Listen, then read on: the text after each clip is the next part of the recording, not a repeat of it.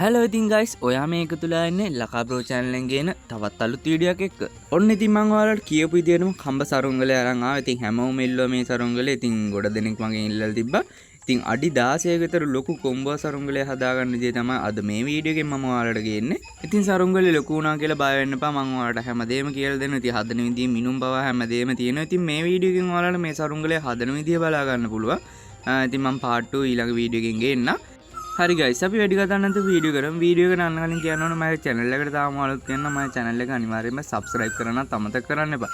ඉතින් එහා පැත්තේ තියෙන bell icon එකත් all කරලා තියාගත්තොත් මම වීඩියෝ දාපු ගමන් ඔයාලට notification එකක් ගෙන්න ගන්න පුළුවන්. ඉතින් වීඩියෝ like පාරකුත් දාන්න. අපි යමු වීඩියෝ එකට.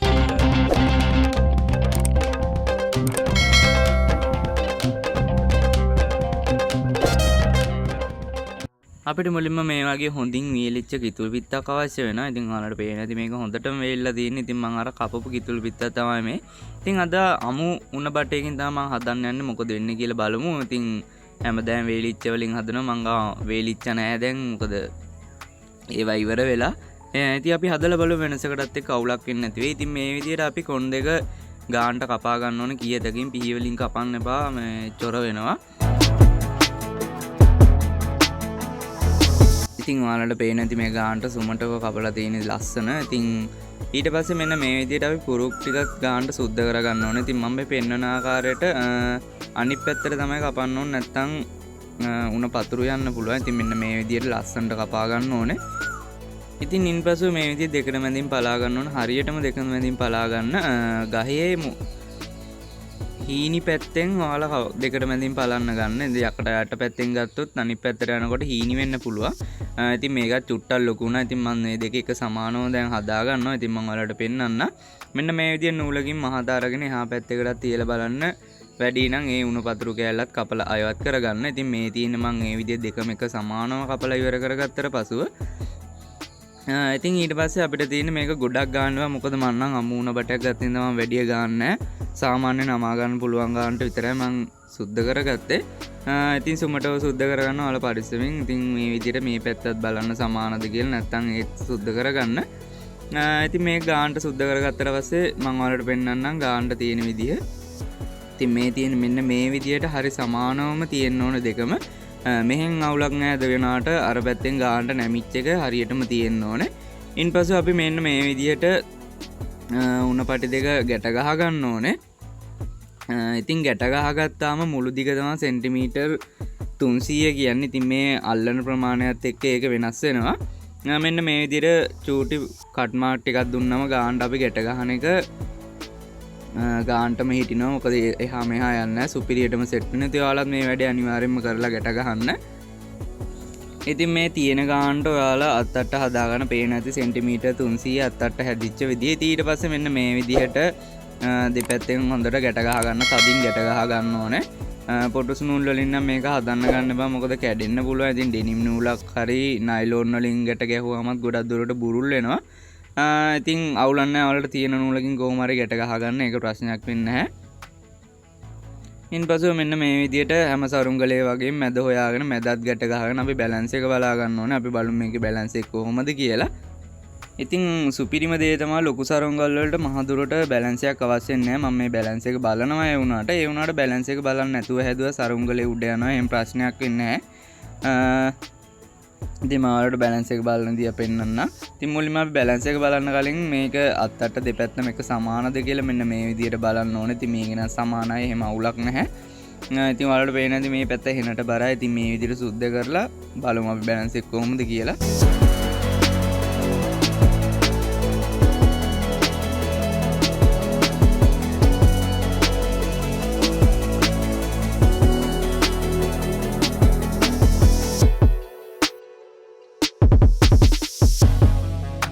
ඉතින් මේ තියෙන සුද්ධ කරේ නැතුව තියෙන බැලන්ස් එක. ඉතින් මේ තියෙන සුද්ධ කරලා ගානට හදාගත්තට පස්සේ අත්තට බැලන්ස් එක ඉතින් ඔයාලට පේන ඇති සුපිරියටම තියෙනවා.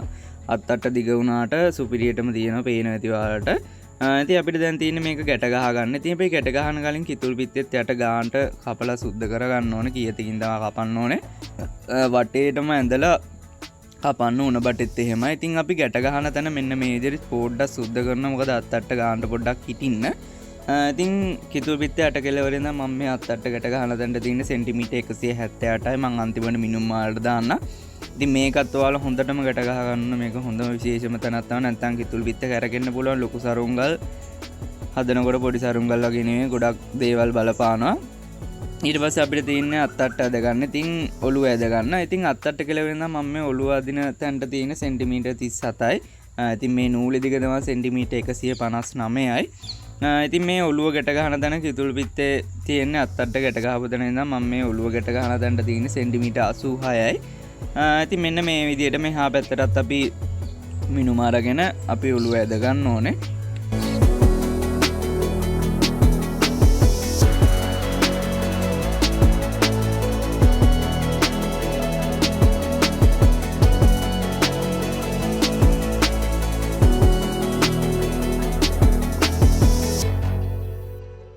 ඔළුව කොටස ඇදගත්තට පස්සේ අපිට තියෙන්නේ අත්තට පහළ කොටස. ඉතින් මෙන්න මේ විදිහට අදින්න ඕනේ. ඉතින් මේ නූලේ දිග තමයි සෙන්ටිමීටර් 148යි. ඉතින් මේ 148ට මේ පැත්තටත් අපි ගානට ගන්න ඕනේ.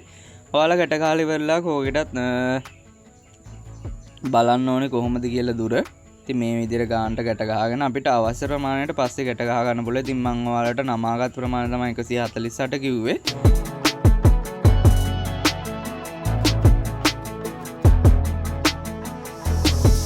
මෙන්න මේ විදිහට නූල් කෑල්ලකින් හරි මේ වගේ උණ පටියකින් හරි ඔයාලා දෙපැත්තම නූල් සමානද බලන්න ඔළුවෙත් එක්ක. ඉතින් මේ පැත්ත එකක් නැමෙන්න ඕනේ.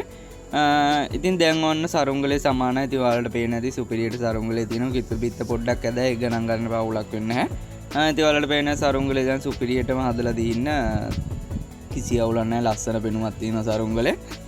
ඉතින් මේ ඔයාලා ලකා බ්‍රෝ විතරයි ගේන්නේ. ඉතින් මෙන්න මේ විදිහට අපිට කම්බියක් අවශ්‍ය වෙනවා. ඉතින් මම අර්ත් වයර් එක මේ විදිහට සුද්ධ කරලා ගන්නවා. කම්බි ප්‍රමාණය වැඩි හින්දා ඔයාලට අතට අහු වෙන කම්බියක් ගන්න එහෙම ප්‍රශ්නයක් වෙන්නේ නැහැ. ඉතින් මෙන්න මේ විදිහට අපි දෙපැත්තෙන්ම කම්බිය ගැට ගහ ගන්න ඕනේ. මොකද ලොකු සරුංගලයක් හුලම් බදන වැඩි ඒ නිසා. ඉතින් මේ විදිහට කම්බියකුනොත් දෙපැත්තම ගැට ගහ ගන්න ඕනේ.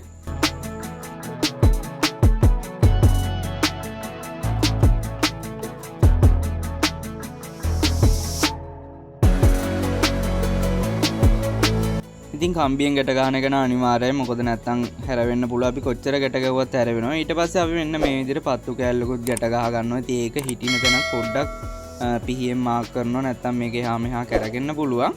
මේකත් අපි හොඳට තදර ගැට ගහ ගන්න ඕනේ. ඕනම සරුංගලයකට පත්තුවක් ගැට ගහන්න මේ කිතුල් පිටතට නම් ඕනේ නැහැ. ඒ වුණාට හුලම් සැර වැඩි වුණාම කොහොම වෙයිද කියලා අපිට කියන්න බෑ. ඒ නිසා මම ඔන්න මේකටත් ගැට ගැහුවා.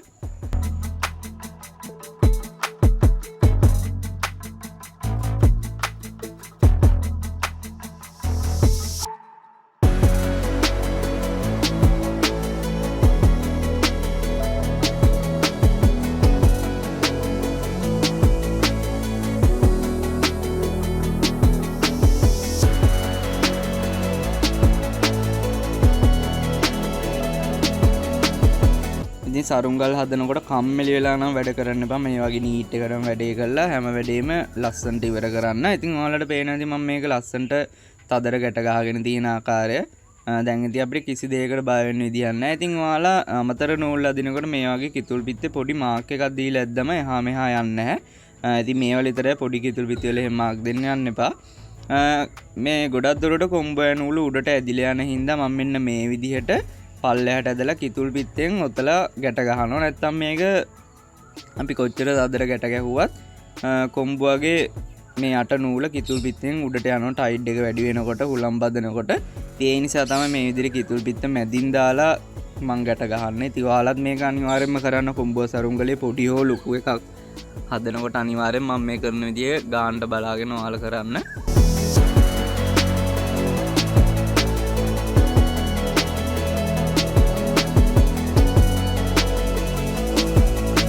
ඉතින් guys මේ හැමදේම ඔයාලට කියලා දෙන්නේ ලකා බ්‍රෝ විතරයි, වෙන channel වල ඉතින් කියලා දෙන්නේ නැහැ. ඉතින් මෙන්න තියෙනවා මෙතන ඔයාලට හැම මිනුමක්ම තියෙනවා සෙන්ටිමීටර වලින්. ඉතින් මං මුලින්ම සරුංගල් channel එකේ පටන් ගත්තට පස්සේ අනිත්‍යත් පටන් ගත්තේ ඒක හැමෝම දන්නවා ඇති. ඉතින් ඔන්න තියෙනවා guys මං හදපු සරුංගලේ. ඉතින් ඔයාලට පේන ඇති අඩි 16ක් උස කුඹුව සරුංගලේ සුපිරියටම ලස්සනටම ආවා. ඉතින් ඔයාලත් අනිවාර්යෙන් මේ විදිහට හදලා බලන්න. ඉතින් අලවන වීඩියෝ එක මම ඉක්මනටම ගේන්නම්. මේ වීඩියෝ එක දාලා දවස් දෙකකින් ගේන්න. ඉතින් ඔයාලට පේනදී බොක්කත් සාමාන්‍ය ගන්න තියෙනවා අමුණ බටකින් හැදුවේ බලමු අපි අමුණ බටෙන් කොහොමද සරුංගලේ සෙට් වෙන්නේ කියලා.